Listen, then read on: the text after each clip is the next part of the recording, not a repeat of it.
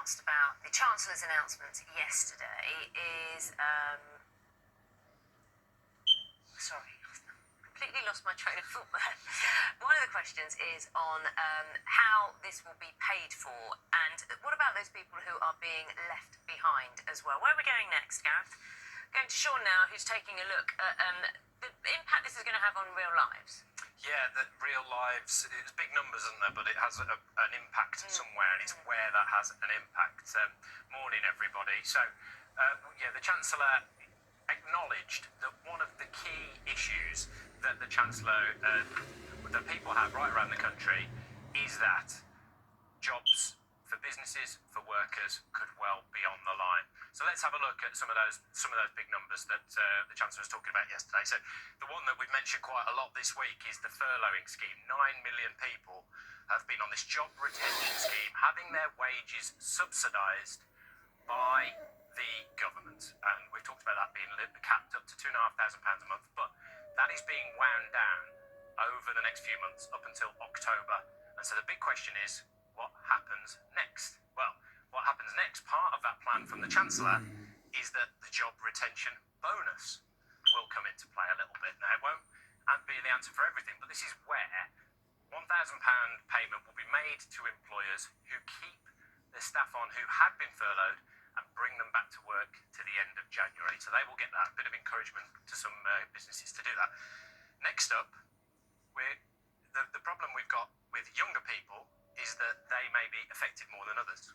So the Kickstart scheme, which is the wages of 16 to 24-year-olds being subsidised for 6-month placements that they could go on with employees, those wages will be subsidised if they are on universal credit and if they are at risk of long-term unemployment. So there's a few things there that the Chancellor thinks will hope to boost jobs.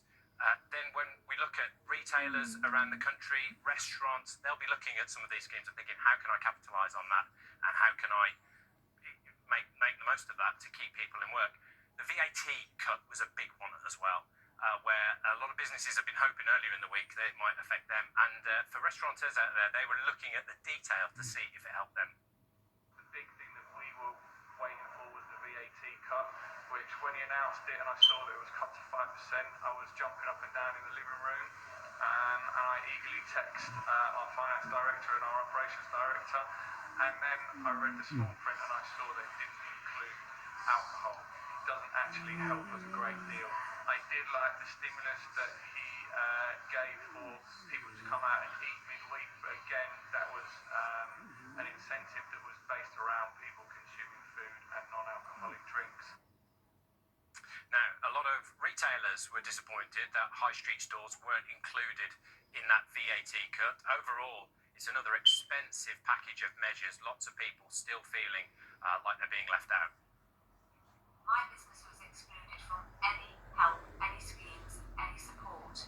We can't even furlough ourselves because we pay our PAYE annually, and this year it just so happened to be after the 19th of March, completely within the normal government guidelines, but taking us out of the ability to go onto the furlough scheme, something easy to fix.